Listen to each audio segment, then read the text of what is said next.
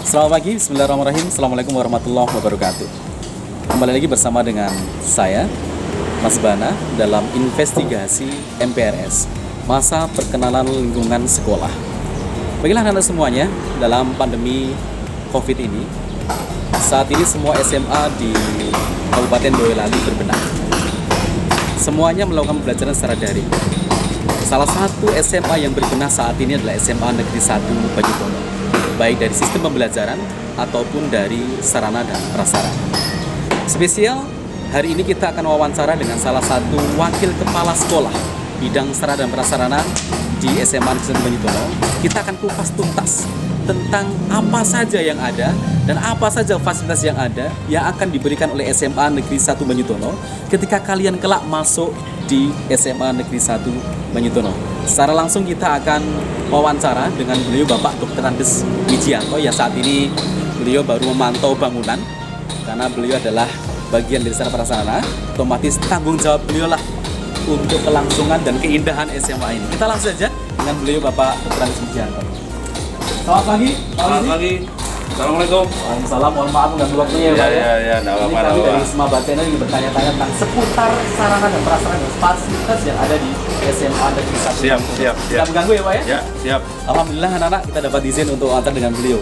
Karena susah, kadang jarang ketemunya harus pakai jadwal gitu ya. Baiklah, Pak Wizi, kita ingin bertanya. Ketika anak-anak masuk di sini, pasti mereka akan mendapatkan sebuah penampakan yang megah dan sebuah bangunan yang mereka nanti akan menempatinya, gitu ya Pak. Ya. Dan sebagai Pak Wiji sebagai wakil kepala sekolah sarana dan prasarana bisa menceritakan kepada anak-anak yang ada di rumah tentang apa saja seluk-beluk atau apa saja isi dari SMA Negeri 1 Banyutono dari segi sarana dan prasarana. Silakan.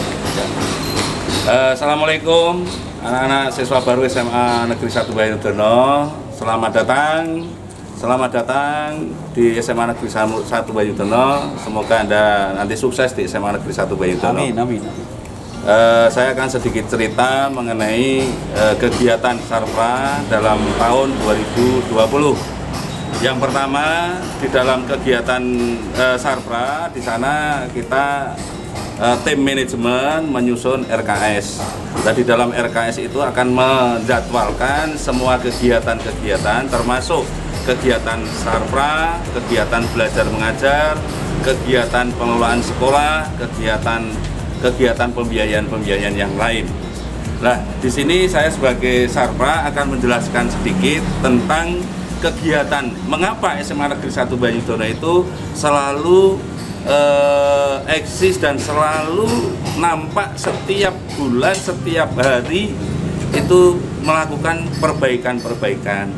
Karena kita sudah rencanakan dan sudah kita anggarkan di dalam RKS kita jadwalkan secara urut. Jadi kegiatan itu tidak akan ada yang tumbuk-tumbuk. Sehingga rutin setiap bulan itu mesti ada rehab. Rutin setiap bulan itu mesti ada rehab. Sehingga di sini itu ada tenaga tukang kita yang bekerja di sini itu sudah 5 tahun. Contohnya yang di atas ya Pak ya? Ya, yang di atas ini termasuk program Sarpra untuk mempercantik wajah SMA Negeri 1 Banyutono. Dan nanti kita akan coba anak nanti besok membuktikan ke SMA Negeri 1 Banyutono kalau sudah tidak ada pandemik bahwa di teras depan ini kita granit semuanya, tidak hanya keramik tetapi granit ini Pak. Granit ya. Jadi kualitasnya Masya Allah ya, granit dan keramik jadi ya. Satu dusnya pun sudah 200 lebih. Ya. Nah, ini anggaran dari mana? Ini anggaran dari dana operasional sekolah atau BOS yang kita terima setiap tahunnya 3 kali, tahap 1, tahap 2 dan tahap 3. Kemudian untuk selanjutnya teras ini kita buat seindah mungkin, sewewah mungkin, sehingga walaupun kita sekolah bertempat di pedesaan, ya di pedesaan tetap kita harus menampilkan secara eksekutif seperti di kota. Kita masuk ke sekolah kita itu seperti masuk ke mall atau ke hotel kan. Kalau pintunya ini besok rencananya seperti apa Pak? Mungkin bisa diterangkan. Kalau pintu ini besok akan kita buat ya seperti tadi yang sudah saya sampaikan di depan. Kita masuk SMA Negeri 1 Banyutono itu adalah seperti masuk ke mall. Jadi nanti pintu ini kita buat, ini Otomatis. gapuronya, ya gapuro, ya gapuro yang itu nanti warnanya hijau, yang itu nanti pintunya adalah otomatis. Jadi Buka kita tutup sendiri. ya, kita masuk membuka sendiri, kita pergi menutup sendiri. Jadi kita buat seperti itu biar kita bisa beda dengan yang lain. Wah, ini Saya kira di Kabupaten Boyolali itu baru SMA Negeri Banyudono yang nanti bisa mewujudkan sekolah yang sangat eksekutif. Wah, berarti tidak salah untuk anak-anak memilih salah satu sekolah yang mana sekolah tersebut adalah SMA Negeri 1 Banyudono. Tampilan depannya saja sudah mewah. Iya, gitu ya, iya, Pak, ya? iya, betul, betul. Nah, mungkin Pak Iya. Uci bisa menceritakan untuk bangunan gedung yang ada di dalam sana, Iya. itu apa saja, apakah labnya bagaimana? Iya, iya, iya, Mungkin iya. bisa ceritakan. Ya, untuk gedung yang sebelah selatan yang baru, ya, yang baru itu nanti itu yang bawah itu kita akan bangun food court. Jadi food court, ya, food court. Jadi di sini nanti ada 6 food court yang kita letakkan di sebelah timur dan sebelah barat, 3 sebelah timur, 3 sebelah barat. Yang tengah itu nanti untuk tempat penyajian konsumsi atau makanan yang nanti siap dihidangkan oleh pemilik food court kepada siswa-siswi SMA Negeri 1 Banyudono. Yang atas buat lab. Yang atas itu nanti untuk dua ruang kelas dan yang lab 1 ruang, kemudian kamar mandi 9. Iya. Jadi kalau 9 masalah kamar mandi tidak perlu dikhawatirkan lagi. Iya, Jadi insya Allah. siapa yang ingin segera, insya Allah sudah tersedia. Nanti kita sediakan insya Allah 1 kelas itu 1 kamar mandi, sehingga nanti tiap kelas itu bertanggung jawab atas kebersihan-kebersihan yang ada di kamar mandi itu, sehingga kunci dan lain sebagainya kami serahkan kepada ketua kelas atau pengurus kelas ya untuk merawat dan untuk memakai. Ya, dari kelasnya nanti kita 25, insya Allah nanti kita akan memenuhi kamar mandi juga 25 untuk siswa. Jadi anak semuanya itu adalah baru sebagian fasilitas sarana prasarana masalah gedung. Kalau kalian nanti masuk dalam kelas itu semuanya sudah serba multimedia ya Pak ya? Ya. Sudah multimedia, untuk lab komputer juga sudah mumpuni Pak? Iya, untuk lab komputer, itu 2 tahun ini kita sudah bisa menambah 2 ruang kelas, 2 ruang lab. Sehingga dari 2 lab sekarang SMA Negeri Banyudono mempunyai 4 lab. 4 lab komputer yang bisa digunakan untuk UNBK, untuk UTBK atau untuk yang lain, tes siswa secara keseluruhan. Adapun begini Pak, itu adalah fasilitas gedung. Ya. Fasilitas gedung. Nah, dengan semewah ini, dengan semegah ini, insya Allah bisa udah jadi, insya Allah megah. Iya. Apalagi kalau food court udah jadi tambah mewah ya Pak. Iya. Ya. Karena konsepnya udah seperti Iya. kantin zaman now. gitu Iya. kan. Nanti insya Allah RKJM tahun depan kita akan masukkan, kita akan rubah ini pintu masuk. Ya, pintu masuk kita akan buat gapuro di situ yang mewah juga. Wah, yang tambah lurus, lagi ya, Pak. lurus dengan teras ini. Jadi kita geser ke barat. Selalu membangun pokoknya. Kalau nggak bangun nggak Iya. selalu Iya. berbenah. Ya, insya Allah Baik, begitu. berikutnya yang kita mau tanyakan adalah, dan anak-anak pengen tahu itu adalah masalah pembiayaan. Iya. Dengan semegah ini, apakah biayanya juga akan megah? Biayanya, Iya, otomatis iya, nanti harapan kami Pak Wiji bisa menyampaikan kepada anak-anak supaya tidak kekhawatiran tuh. Saya sudah pilih sekolah yang megah rupanya, nanti jangan-jangan bayarnya megah ini. Ini Pak Wiji bisa menceritakan. Ya, insya Allah SMA Negeri 1 Banyudono itu akan sangat peduli kepada masyarakat di sekitar SMA Negeri Banyudono. Kita mempunyai prinsip jangan sampai ada anak putus sekolah karena biaya. Kita akan bantu itu semuanya. Nah, untuk pembiayaan tadi di depan sudah saya sampaikan bahwa di sana ada RKS.